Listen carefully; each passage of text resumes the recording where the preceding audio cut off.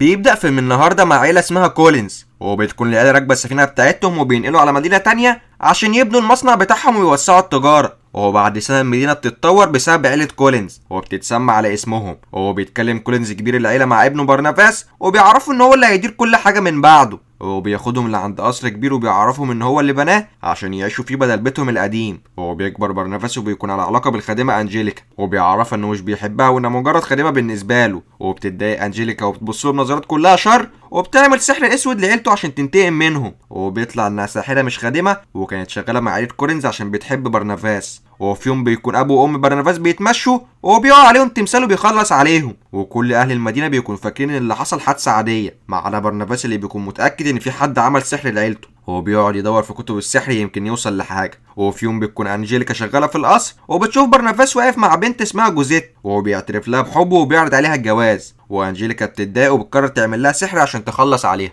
وتاني يوم بتمشي جوزيت وهي تحت تاثير السحر، وبتروح لعند التله عشان ترمي نفسها. وبرناباس بيوصل لعندها وبيحاول يلحقها، بس بتنط وبرناباس بينط وراها عشان يموت معاها، بس بيتفاجئ انه مش بيحصل له حاجه وبيتحول لمصاص دماء، وبيكون خالد ومش بيموت. وانجيليكا بتكون عملت كده عشان يفضل طول عمره يتحسر على حبيبته وعيلته، وبتشوه سمعته في المدينه. وبيتجمعوا اهلها وبيحطوه في تابوت وبيدفنوه. وبيعدي 200 سنه وبتظهر واحده اسمها فيكي وبتكون رايحه على بيت كولينز عشان تقدم على وظيفه الخادمه، وبنعرف انها هربانه من عيلتها. وبتكون شكل جوزيت حبيبه برناباس اللي ماتت. وبتوصل على القصر وبيستقبلها ويلي البواب، وبتدخل وبتلاحظ ان القصر كبير ومحتاج تنظيف. وبيعرفها ويلي ان مفيش غيره هو وست كبيره اللي شغالين هنا في القصر، عشان كده مش بيقدروا ينضفوا القصر لوحدهم. وبتظهر اليزابيث اكبر واحده في عيله كولين وبتكون سيده القصر، وبتاخد فيكي وبتتكلم معاها عشان تعرف هتوظفها ولا لا. وبعد شويه اسئله بتوافق انها تشغلها، وبتاخدها لاوضه كارولين بنتها عشان تسلم عليها. وبتقعد كارولين تتريق على فيكي، وبيبان انها مشاغبه ومش بتحب القصر، انها عايزه تعيش في نيويورك. وبتقفل الباب في وشهم، وبيروح يقعدوا على ترابيزه الاكل. وبيوصل روجر اخو اليزابيث، وبتوصل جوليا الطبيبه النفسيه بتاعت ابن روجر ديفيد، وبتبص لفيكي وبتقول لها باين عليها انها مخبيه حاجه، بس فيكي بتتجاهلها ومش بتقدر تعرفها انها هربانه من عيلتها. وبيظهر ديفيد وبيكون لابس زي الاشباح عشان يخوف فيكي لانها هتكون المربيه بتاعته. هو بيبان من نظرته انه مريض نفسي بسبب امه اللي ماتت وهو عنده 5 سنين. وبالليل بتروح فيكي عشان تنام، بس بتلاقي حد لابس زي الاشباح وواقف على باب الاوضه، وبتكون فاكره ديفيد. ولما بتشيل عنه القناع بيظهر شبح جوزيت وبتقول لها ان برناباس جاي. وبنروح للغابه وبنشوف عمال بيحفروا عشان يبنوا مصنع، بس بيلاقوا التابوت اللي مدفون فيه برناباس. وفي واحد بيقرر يفتحه بيكون فاكر انه جواه كنز، بس فجاه بيطلع دخان كتير وبيظهر برناباس وبيبدا يخلص عليهم. وبيمسك اخر عامل وبيعتذر له، وبيعرفه انه مضطر يعمل كده لانه متعطش للدماء وبقاله كتير محبوس. وبيروح يلف في المدينه ومش بيكون عارف هما في سنه كام. وبيروح على القصر بتاعه عشان يقابل عيلته، وبيقابل ويلي البواب وبينيمه مغناطيسيا وبيسأله هما في سنة كام. فبيعرفوا ويلي انهم سنة 1972. وبيقرر برناباس انه يخلي ويلي الخادم بتاعه. وبيدخل القصر وبيقابل كارولين وديفيد، وبيكونوا مستغربين لانه شكل الراجل اللي في الصورة. وبتوصل اليزابيث وبتاخده في اوضتها عشان تتكلم معاه، وبتكون فاكرة نصابه وبتعرفوا ان عيلة كولينز بقوا فقراء خلاص. بس برناباس بيبدأ يفتح الغرف السرية اللي في القصر وبيسألها تعرف ايه عن برناباس كولين. فبتقوله ان جدها حكى لها ان في ساحره سحرت لعيله برناباس وخلصت عليهم وحولت برناباس لمصاص دماء، ومن ساعتها محدش يعرف عنه حاجه. وبتعرفوا انها مش مصدقه الكلام ده، وان اكيد برناباس مات موتة عاديه. بس برناباس بيقاطعها وبيعرفها انه ما ماتش، بس اتحول لمصاص دماء واتحبس في تابوت لمده 200 سنه. وبيعرفها انه هيرجع عيله كولينز لاغنياء تاني. وبيفتح باب سري اليزابيث ما كانتش تعرف عنه حاجه، وبيكون مليان مجوهرات غاليه. وبيعرض على اليزابيث تاخد كل المجوهرات بس تسيبه يعيش في القصر. فبيتوافق اليزابيث، بس بتطلب منه ما يعرفش اي حد انه مصاص دماء. وبيجتمعوا على ترابيزه الاكل واليزابيث بتعرفه على العيله، وبتقول لهم انه قريبهم بس كان عايش في ليفربول. وبتدخل فيكي عليهم وبرناباس بيتصدم لانه بيكون فاكرها حبيبته جوزيت اللي ماتت. وهو بيسال اليزابيث عن مصنع السمك بتاعهم، فبتعرفوا انهم بطلوا يتاجروا في السمك من ساعه ما عملوا صفقه مع شركه انجل، بس الصفقه خسرت واعلنوا افلاسهم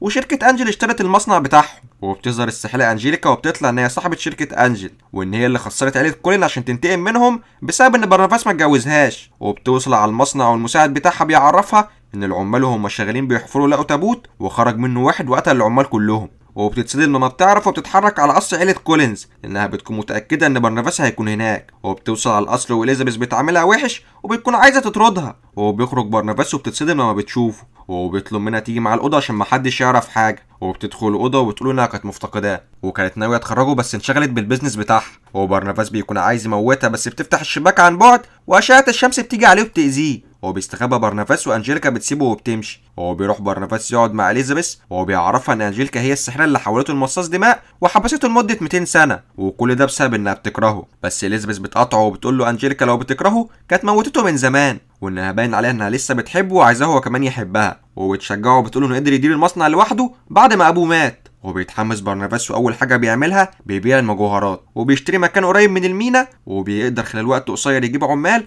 ويفتح المصنع. وبيروح لكبير الصيادين وبينيمه مغناطيسيا وبيتحكم فيه، وبيطلب منه ما يتعاملش مع انجيليكا ويجيب له هو كل السمك. وبيرجع على بيته جوليا بتنيمه مغناطيسيا عشان بتكون شاكه فيه، وبتعرف انه مصاص دماء، وبتروح لإليزابيث وبتواجهها بالحقيقه وبتلومها عشان ما عرفتهمش. بس إليزابيث بتقول لها انها عملت كده عشان محدش يخاف منه، وبتطلب جوليا منها انها تسلمه للشرطه. بس إليزابيث بترفض وبتقول لها ان برناباس يبقى جدهم وهو الوحيد اللي هيرجع للعيله مجدها. وبيجي تاني يوم وبيروح برناباس لجوليا عشان تنقله دم، وبيعرفها انه بيعمل كده عشان لما بيمص دم حد بيحس انه سيء مع انه مضطر. وبتحس جوليا ان برناباس طيب وبتطلب منه يعيش حياته. وفعلا برناباس بيسمع كلامها وهو بينزل يتمشى مع فيكي وهو لابس نظاره شمس وطاقيه عشان ما يتاذيش من اشعه الشمس. وبنروح لانجيليكا وبتكون عامله اجتماع وبيتكلموا على برناباس وازاي قدر يفتح مصنع في شهر واحد، وبتكون انجيليكا خايفه لا ينافسها ويخلي الشركه بتاعتها تفلس، وبتقرر تقعد معاه عشان تشتري منه الشركه، وبتعرض عليه 20 مليون وبيكون ده اضعاف الرقم اللي اشترى بيه برناباس المصنع. بس بيرفض وبيقول لها انه واثقه منها وتجاره الاسماك دي تجاره عيلته من قرون،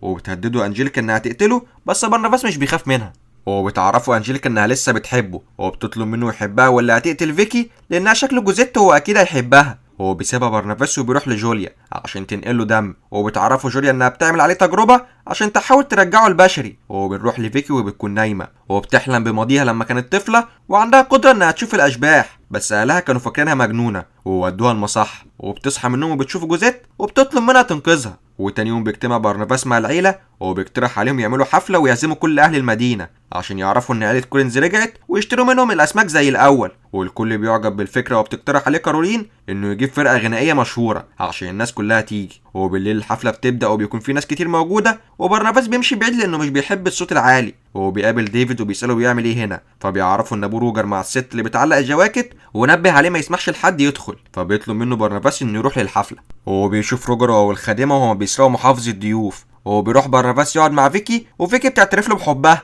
وبتعرفوا ان في حاجه بتشدها ليه، وبتحكي له ان من وهي صغيره كانت بتشوف شبح جوزيت وانها كانت الوحيده اللي بتشوفها، عشان كده عيلتها ودوها مستشفى الامراض العقليه وكانوا بيكهربوها هناك لحد ما قدرت تهرب. وكانت قاعده في مطعم وفتحت الجورنان وظهرت شبح جوزيت وشاورت لها على اعلان الشغل في القصر. وبتوصل انجيليكا على الحفله وبتقعد تدور على برناباس وبتلاقيه واقف مع فيكي وبتسمعه وهو بيعترف لها بحبه، فبتتعصب وبتقرر تنتقم منه. وبيروح برناباس لعند جوليا بيلاقيها بتحقن نفسها بدمه وبيعرف انها كل ده بتضحك عليه وما كانتش عايزه تساعده. وجوليا بتترعب وبتقول لبرناباس انها عملت كده عشان تفضل صغيره وجميله، بس برناباس بيخلص عليها وبيتخلص من جثتها بمساعده ويل. وبيرجع على القصر بيلاقي روجر بيدور على غرفه الكنوز، فبيتضايق منه وبيمسكه وبيكون عايز يخلص عليه. وبيخيره بين خيارين، الاول انه يبقى راجل صالح ويفضل في القصر ويربي ابنه، والخيار التاني انه ياخد فلوس كتير ويسيب القصر ويمشي. هو بيختار روجر الخيار التاني، وديفيد بيكون منهار لان ابوه سابه. وهو بيطلع يجري وبالغلط بيخبط في ويل البواب والنجفه بتكون هتقع عليه، فبيستخدم برناباس قوته وبينقذه. هو مش بياخد باله انه واقف في الشمس وبيبدا يتحرق، وويل بيدلق عليه ميه. وبرناباس بيعرف الكل انه مصاص دماء والكل بيخاف منه، وحتى فيكي بتسيبه وتمشي وهي مرعوبه. فبيروح برناباس لعند انجيليكا وبيطلب منها ترجعه بشر تاني لانه مبقاش يستحمل نظرات البشر ليه. بس انجيليكا بترفض وبتطلب منه يعترف انه قتل الدكتوره، فبيعرف انه قتلها عشان خدعته. وانجيليكا بتكون مسجلاله وبتطلب منه يتجوزها ويشتغلوا سوا،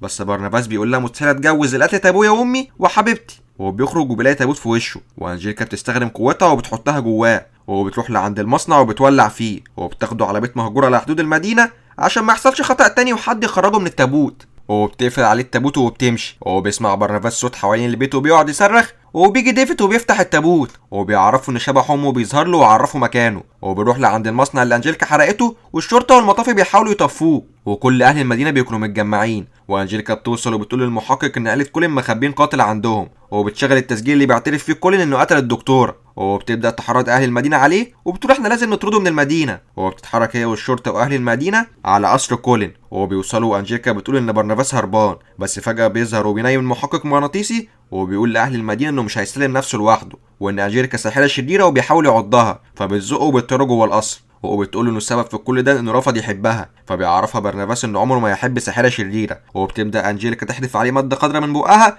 فبيمسكها برناباس وبيحدفها في اوضه كارولين، وبتظهر كارولين وبيكون شكلها غريب، وبيطلع انها مستذئبه وبس مش معرفه حد، واليزابيث بتضربها بالنار بس مش بتتاثر، وبتخلي التماثيل تتحرك وبيمسكوا برناباس، بس كارولين بتظهر وبتهجم على انجيليكا، بس انجيليكا بتكون اقوى منها وبتحدفها لبعيد، واليزابيث بتجري عندها وبتسالها عملت ايه في بنتها، فبتعرفها انجيليكا انها بعتت مستذئب يعض بنتها وهي طفله، وكمان هي اللي قتلت ام ديفيد ورمتها في النهر، وان كل معاناه عيله كولين هي اللي وراها، وبتروح لعند برناباس وبتعرفه انها قتلت ابوه وامه لانهم كانوا عايزين يطردوها من القصر عشان عرفوا انها بتحبه، وبيظهر ديفيد وبيطلب منها تبعد عن برناباس واللي هيطلب من شبح امه يخلص عليها، وبتستهزأ انجيليكا بكلامه بس فجاه بتظهر شبح ام ديفيد وبتطير انجيليكا لبعيد، وبتخبط في النجفه وبتقع على الارض ومش بتكون قادره تتحرك، والمكان بيبدا يولع، فبيطلب برناباس من عيلته يخرجوا، وهو بيروح لعند انجيليكا وبيعرفها انه ما حبهاش لانها كانت عايزه تتملكه، وهو ما كانش عايز كده، بس انجيليكا بتقول انها ما حبتش غيره وبتطلع له قلبها وبتموت، وهو بيروح ديفيد يدور على بيكي وبيعرف انها عند التل وبيروح لعندها جري